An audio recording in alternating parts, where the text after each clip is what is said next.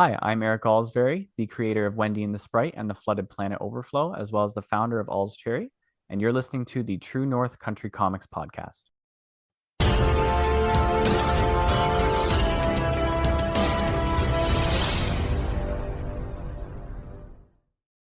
Welcome to the True North Country Comics podcast, dedicated to promote Canadian comic book and graphic novel creators and supporters.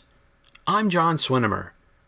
On this episode, I chat with Eric Olcsvary about supporting an artistic community, the AllsCherry anthology, and more. Please like and subscribe to this website by hitting the subscribe button, so be notified about new podcast interviews and article posts. This podcast is available wherever podcasts are enjoyed. Please like, follow, and subscribe. Hailing from Southwestern Ontario, Eric Olcsvary has been an artist for as long as he can remember, and he says that stick figure comics count. He started his comic book production company artist community AllsCherry in 2021. Eric has worked extensively in the comic scene with many local creators around Southwestern Ontario. He says that working alongside such amazing artists has given him the opportunity to learn so many new things and create so many unique projects. To prove his output of work, Eric has produced 10 books, a film, and 2 seasons of a podcast in the span of just 4 years. Currently, Eric's the artist on a variety of independent comic projects, including Monster of the Abyss and Time and Amoxiae, while building on his inking techniques and taking on new challenges. AllsCherry is an artist community and indie publishing company where artists can unlock their full potential with collaborative projects, joining at live events, and even publishing their own work in the indie community. AllsCherry's main goals are to help new and upcoming artists, in addition to seasoned comic veterans, to create something truly unique together. So, without further ado, here's my chat with Eric Olcsvary about supporting an artistic community, the AllsCherry anthology, and more. So, Eric Olcsvary, thank you very much for taking time to chat with me. Yeah, thank you very much for having me on. I appreciate your time. Before we get going with all the questions, I would like to know, what was the first comic book that you read? The first comic I've ever read, at least the earliest I can remember, would be Bone. I remember being in the library at school, and my teacher said, you got to pick out a book. And I think they meant a novel. But I went straight for the comics, and Bone was just, it was like it was glowing. I was so excited to pick it up. And yeah, it's one of my favorite series now. Yeah, it's great to have a library. You can get all sorts of books there that you probably might not see otherwise. So it's a nice thing to have. Yeah. That being said, it's a great book to read when you're growing up, but I'm wondering who or what inspires you to create today? Bone will always be there. It'll always be on my shelf staring at me. But I could definitely say my peers are the big ones. You know, especially, so I'm around the London, Ontario area, and even London and Toronto, the huge comic communities, and everyone's so tight knit, and it's just awesome. So I definitely say the people around me are what inspire me the most. I guess for some bigger names, especially recently, I'm hooked and ready for the new I Hate Fairyland volume. So Scotty Young and Derek Loffman are definitely pillars for me to be inspired by right now. Okay, that's good stuff for sure. And I guess because you're around such an artistic community, you guys explore different ideas and share sort of their creations and that sort of thing. There's triumphs and celebrations and that sort of thing too. It's awesome to see the different ways people will take things. And then, like I conduct anthologies annually, which I'm sure we'll end up talking about. But so, getting a bunch of different opinions and different art styles and takes on things is definitely a huge inspiration to just, you think you know one thing and then 10 other people have so many different ideas that it expands into something greater, which is awesome. It is, yeah, absolutely. Lots of great artistic community here in Ontario and across Canada. So let's talk about your latest projects that you have on the go. We're curious to know how you would define them and maybe talk a little bit more about them. Yeah, so the one cover I'd sent you that book's going to be releasing by the end of this month, probably early June. So that's called The Flooded Planet Overflow. So that's one of the many projects I've got on the go currently. It's I guess you can call it a passion project, but I've been brewing up a story for the last 10 years and writing it up like crazy. When I got into comics, the comic industry in 2021, I started to kind of hit the ground running drawing it all. So this will be the second book of that series. I've got 2 series that kind of go together, one big story. So Wendy and the Sprite's the first one, and then Flooded Planet would be the second. And so Flooded Planet's on its way the end of the month. And then I've also got, as I said earlier, the annual anthologies that I conduct. So I just kind of find all my writers and artists around me and whoever's interested to join in. We all kind of work together on a theme and make one big, awesome comic. It's a way for people to learn how to get into the industry and then also for veterans to just have fun, you know? Yeah, no, that's great. Maybe we could just circle right back to your two books. And maybe you could talk a Sure. little bit more about both, about what they're about. So maybe you could talk a little bit about what is Flooded Planet. If people were starting to pick it up, what would they see? I really like big, I guess, foreboding covers. So the first thing they'll see is a really giant robot and four very small, colorful characters. So this story, The Flooded Planet, is about, you guessed it, a flooded planet. These four creatures that live above the water live in a very black and white, dull, like kind of gray scale world. And they traverse below into this underwater, very colorful world that's been abandoned. Your four adventurers go down, and it's pretty much, an adventure story of just going through this lost land. And in this issue in particular, they come across a giant robot that's kind of guarding this abandoned facility. So it's a story about curiosity and adventure. So, the classics, right? It ties in with my other series, Wendy and the Sprite, which is about a snow person and an ice ball on a big adventure on a snow planet. This is set thousands of years before the flooded planet, so you can guess what happens to all the snow. But big adventures. I love very colorful adventures. Typically, they say you write for yourself, but who are you anticipating these books are written for? Well, and it's interesting you say, write for yourself because it certainly started that way. And with Bone being such a huge influence when I was younger, because I've had the story brewing for a while, it was definitely for me, but I went for that Bone kind of vibe where, it's an adventure that's, kind of aimed towards kids, but, as an adult and even teens can enjoy it, right? So I tend to say for all ages. I don't want to say dumb it down, but I don't push it towards young audiences, but anyone can enjoy if that makes sense. Yeah, maybe we could talk a little bit about your creative process. Are you a traditional or a digital artist? Actually, so as I said earlier, I started jumping in the comic industry in 2021. I have an extensive graphic design background, so I had started digitally. It was just something I was used to, was, always drawing digital, but in the last 2 years, and especially this year, I got really sick of looking at a screen. So I thought, I might as well pick up the brush and try it. So this year, on top of my other projects, some I can't talk about just yet, I thought, I'm going to try and just jump in traditional. So I have pretty much fully switched to traditional illustration. Some of my books are colored digitally, but I certainly love the brush technique a lot more. It just feels more fluid and natural. And I guess it's nicer on the eyes a bit. But it's less forgiving when you put, using a brush, what you do is what you do, right? There's no undo for that sort of thing. Yeah. And to be honest, I think that's what drives me. One of my top things I say to creators in comics who are just starting out is to embrace mistakes and embrace the failures. It's something that it used to scare the heck out of me, was failing and making the mistake. But the more mistakes you make, the more you can learn, and then the bigger your successes. So when I thought, I can hit that undo button as much as I want, but to get that perfect brush stroke, I've got to really, I got to try my hardest. And my hardest is making sure that if I'm going to make a mistake, it better be a good one. Oh, right. Yeah. So pardon my ignorance, is it just watercolor or what sort of painting are you doing to create your art? I wasn't really sure how to jump into it. So I literally just bought like one of those bamboo brushes with not the synthetic hairs. Actually, I think the brush I use is a squirrel hair brush. And then I bought an inkwell, and that's pretty much it. At least for the line work, that is.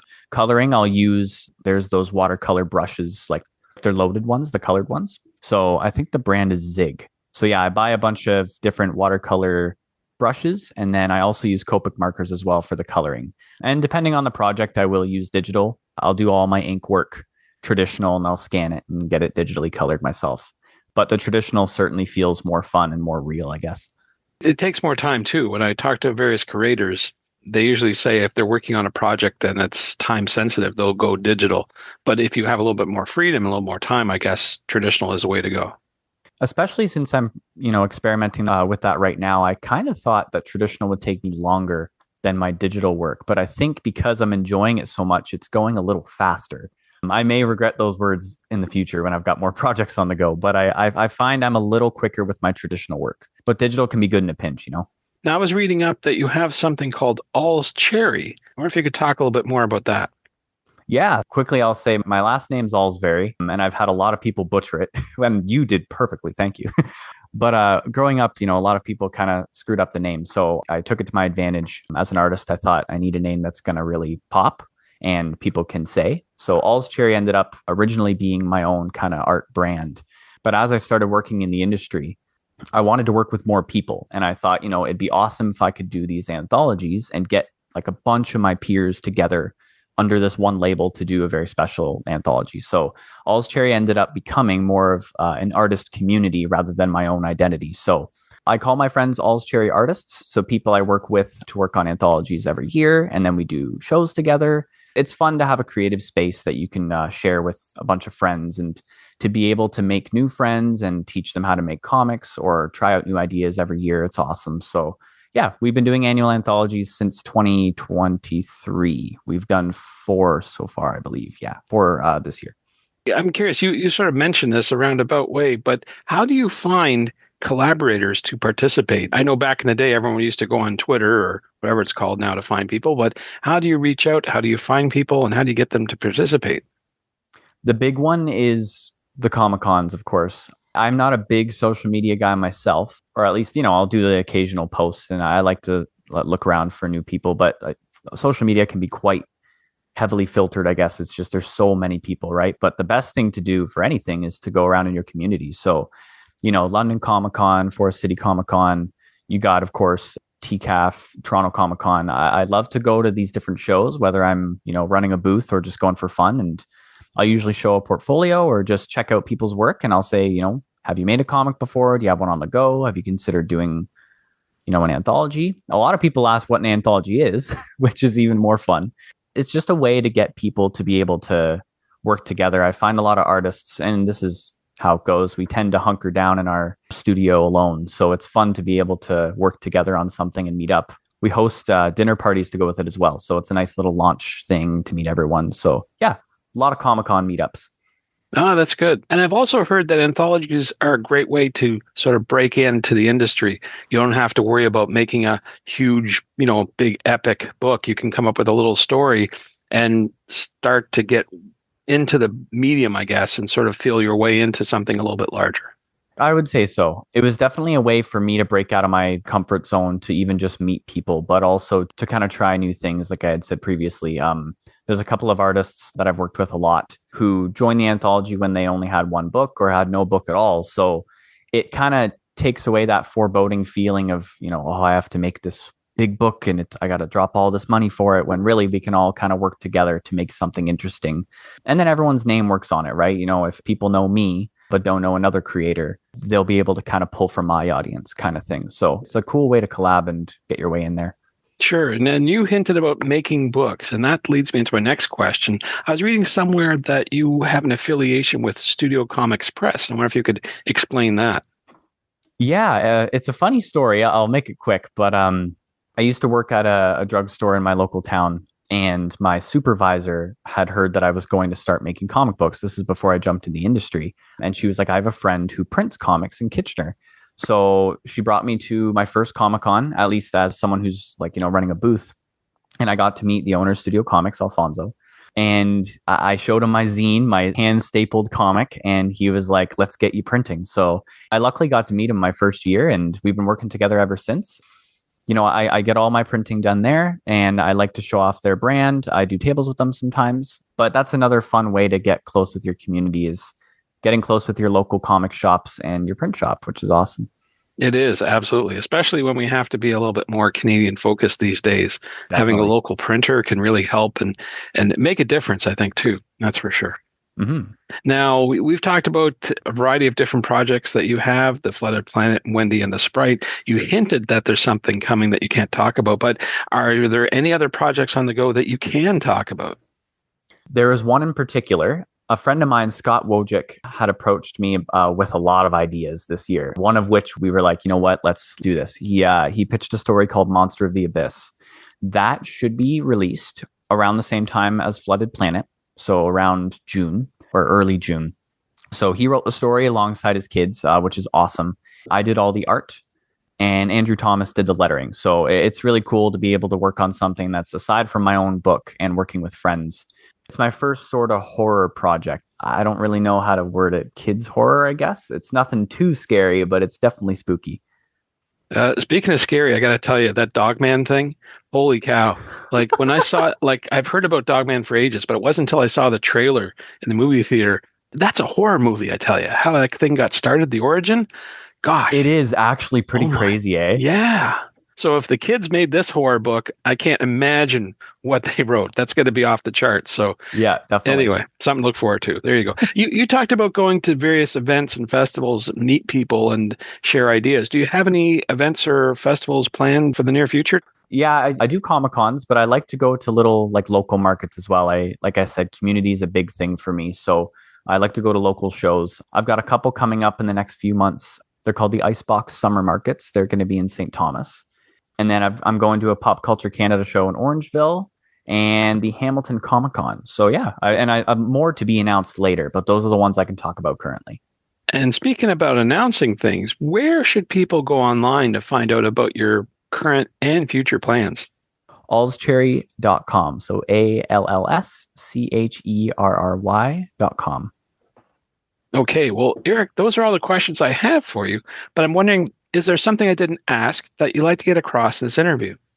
I don't think so, but I will say that the AllsCherry, like I said, it's an artist community more than anything. It's not just a label. It's not just something that houses comics, but it's a way for people to be able to mingle with their local artists here in Ontario. So if anyone listening is interested in joining on an anthology project or simply wants to learn more about how comics are made, if they want to get into it, definitely go to my website and shoot me an email. I love to meet new people and get more people on the projects yearly. So yeah. Thanks to Eric for the chat. You can discover more about Eric online at EOLCSVARY.myportfolio.com and at allscherry.com and on Instagram at instagram.com/graymetal_art. And thank you for tuning in to the True North Country Comics podcast. Invite you to visit the True North Country Comics website to listen to even more conversations and discover more about creators' insight on making comic books and graphic novels. I encourage you to subscribe via the website so you'll be notified about new podcast interviews and article posts. This podcast is available wherever podcasts are enjoyed. Please like, follow, and subscribe. You can follow along True North Country Comics on most social media sites. And you're encouraged to send any and all feedback to john@truenorthcountrycomics.com. Thanks for tuning in. Come back soon for another episode. Bye for now. True North Country Comics Podcast is copyright True North Country Comics, copyright 2025.